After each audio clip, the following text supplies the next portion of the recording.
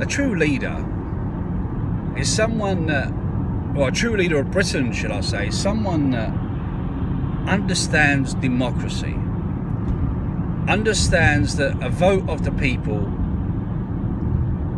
is pretty much paramount to the way that we live our lives, the morals of our lives in Britain today. Ever since we voted outside of the EU in 2016, our political class, the MPs, Parliament, government, have acted like children, truly moronic children. They've not looked upon Brexit as a democratic vote. They've just seen it as the people have spoken and it's the biggest pile of poo going, so we need to do whatever we can to try and stop it. And they've done a very, very good job. Well, the likes of Theresa May has done a very, very good job in pulling the wool over my eyes, and I'm guessing quite a few levers. The one thing that I didn't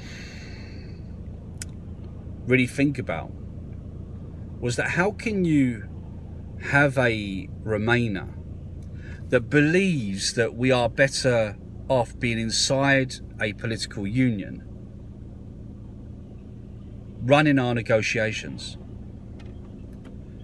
Think of it as a business, for instance, and I've got a boss, a regional sales manager, and if he told me to do something and he did not believe in the project,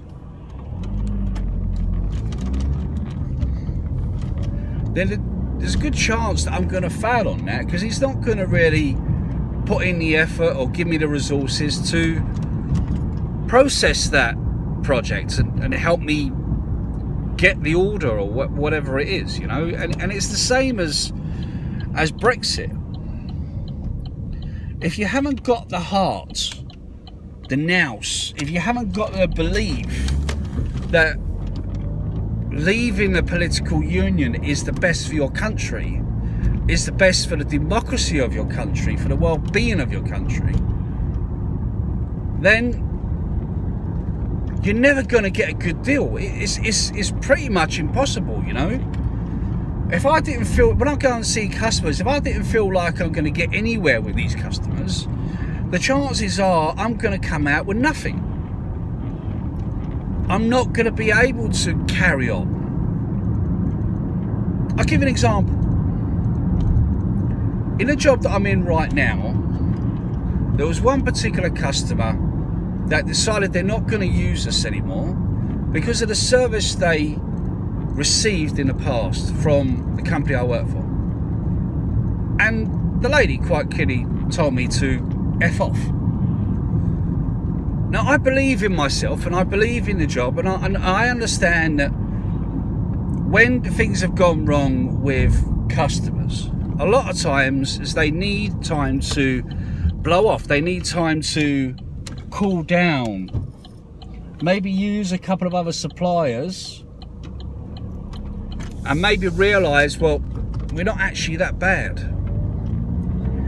So about once every 3-4 weeks, I would send her an email, a nice email.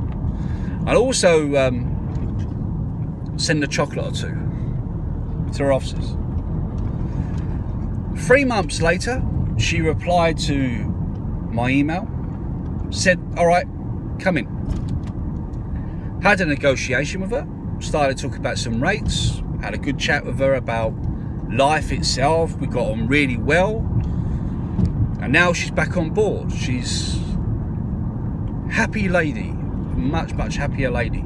The problems that she had in the past, I've now resolved, and I've put a few things in place to make sure that doesn't happen.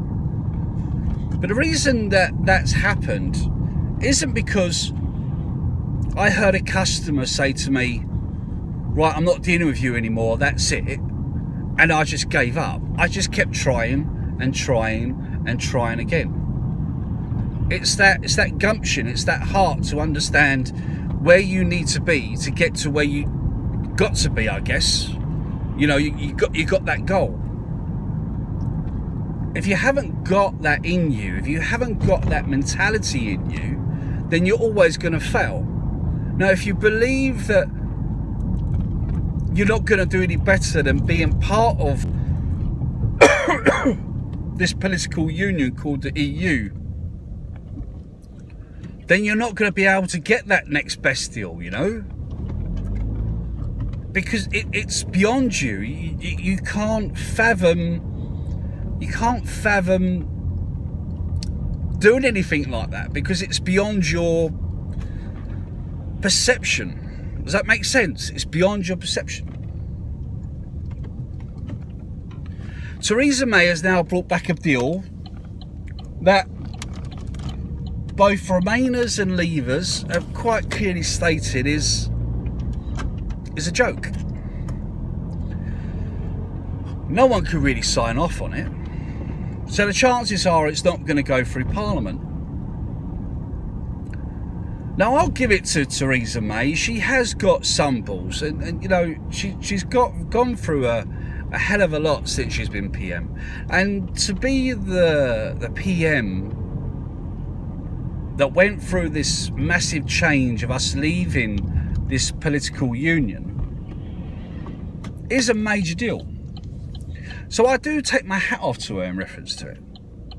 However, both the Conservative Party and the 17.4 million in Britain as a whole should have realised that having a Remainer that still believed in remaining, leading the negotiations with the EU was always going to be bad.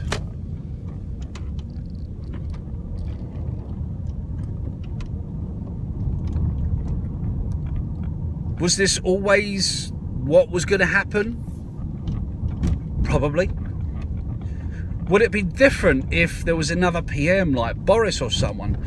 I'm not too sure, because I know that Boris is more intelligent than he puts out. I think this babbling buffoon that says certain things is, to me, it's more like a facade. It's not really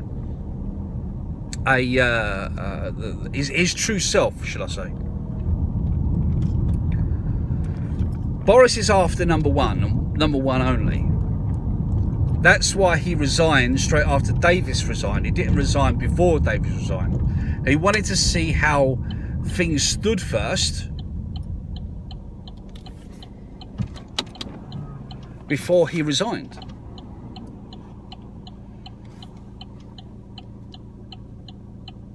However, Boris Johnson was on the Leave side, so I would say there would have been a stronger chance of him getting a deal than the likes of Theresa May. Now, as far as I know, the likes of Jacob Rees-Mogg and quite a few other MPs have now put through their letters to the 1922 committee. I think that's what it is, yeah. 1922 committee.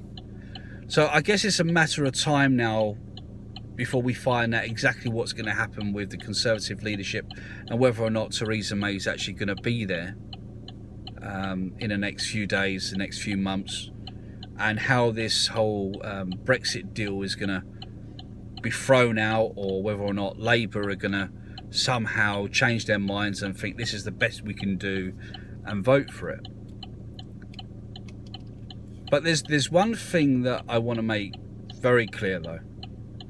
Theresa May, on her last speech in Parliament, I'm pretty sure she said something along the lines that it's either my deal or no deal, as in no Brexit.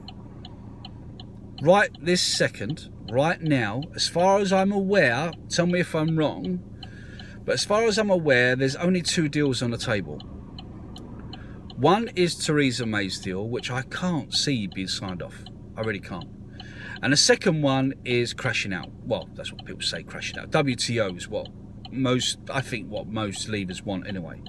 They're the only two on the table right now. Now, in reference to a general election, I can't see that happening because the Conservatives would be too scared that Jeremy Corbyn's going to get in power. That would be like an absolute no-no. The chances of a second referendum are fucking minimal. massively minimal. It would just be destruction for Parliament today. So the only two things we've got is the deal and WTO. So the only thing that we can do right this second is WTO. But the Conservatives, Parliament, MPs, they all had their opportunity in the last few years to get their shit together so we don't go under WTO.